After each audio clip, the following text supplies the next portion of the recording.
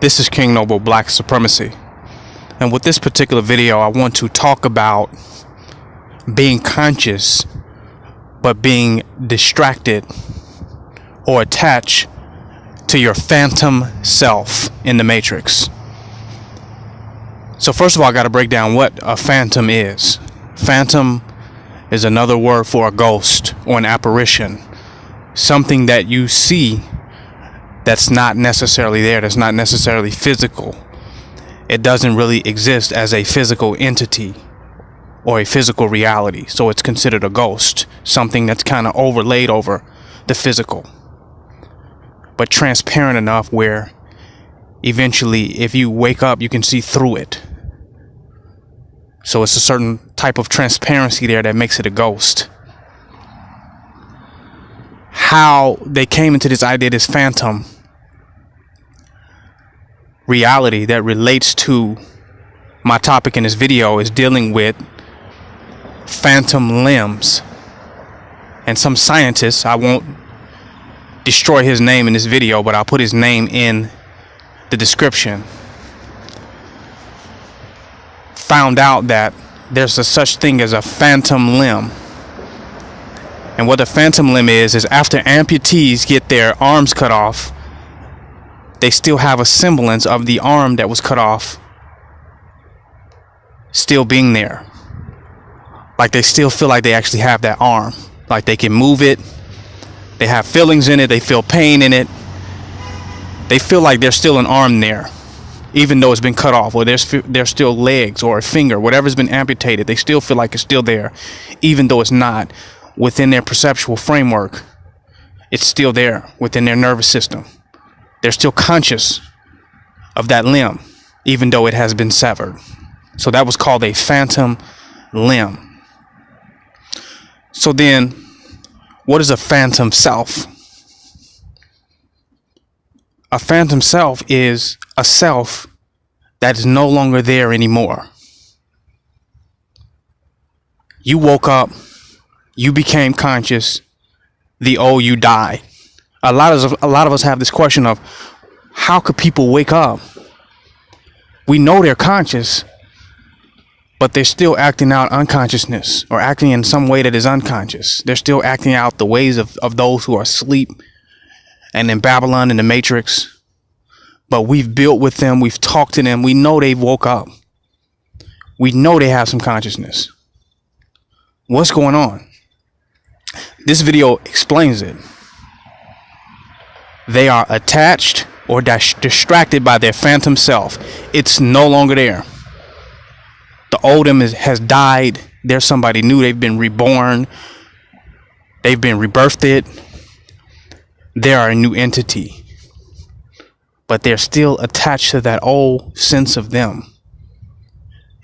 They're still looking at the world from that perspective.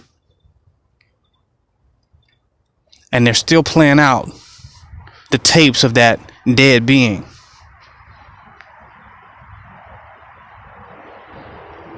They're still trying to live in the matrix of who they were. They don't want to let go. They're attached. They haven't grieved and just got over it, that they died, their funeral, they're dead, that self is there no more. You woke up. You'll never be that entity in the matrix again. It's not even there. Matter of fact, when you wake up, most people that are asleep can look at you and tell that you woke up. It's something different about you. You can have conversations with people and they can tell right away it's something different about you. You're not the same person. Somehow you have woke up. They can tell. You don't see how they could tell because you're living in your phantom self. You still believe that that's you. The old you is you, that you have not radically and dramatically changed. You're attached to being the old you. That limb is gone. You still want to feel the feelings of that limb. You still want to feel that arm. You still want to move that arm. You think that you still have that arm. If you truly woke up, the you that you thought you were is dead. That you has died. And you have to let go of everything connected, all the ideas, the memories, the consciousness, and the perception that is attached to that old you, you have to let that completely die and go. You have to realize that that is gone, that is there no more. So that you can be the true awakened being that you are. You have fear of moving into that total awakening. Your attachment to your comfort zone or the old reality that you once knew deals a lot with your fear of moving into the new consciousness and the new being and the new entity that you are. You are afraid of what that entails, the consequences of that, the repercussions of that, the challenges and obstacles of that.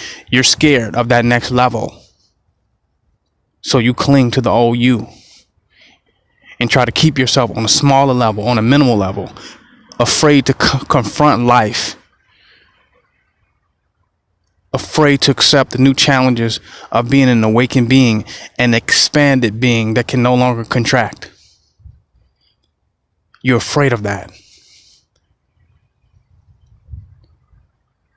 It's new to you. You're afraid that if you really live as a true awakened entity that you are, that you're crazy, out of control, demon possessed, no one can relate to you,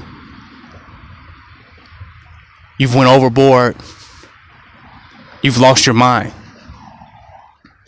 So you cling to that old sense of self that's died. You cling to that. And you don't believe that you can function beyond that reality. But unfortunately, you woke up. And you are somebody new, undeniably, unescapably. Your consciousness has expanded and it can't go back. You have to let that phantom self go. You have to let the old you that has died rest in peace and step off into the new you. Stop trying to be cool and identify with your old paradigm. Stop trying to make sense based upon the old logic and old rationale of your old paradigm. Let go of that mediocrity. Let go of those limitations. And embrace the new you, the new reality. Feast your eyes on that. Stop being distracted by your phantom self. Seeing your old limitations. Seeing your inability in the past. Seeing only what you were able to do in the past and not expanding your consciousness to what you're able to do now that you have awakened.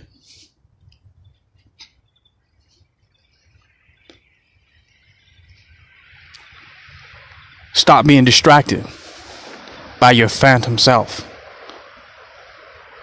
And embrace the new, real, conscious, divine you. This is King Noble Black Supremacy.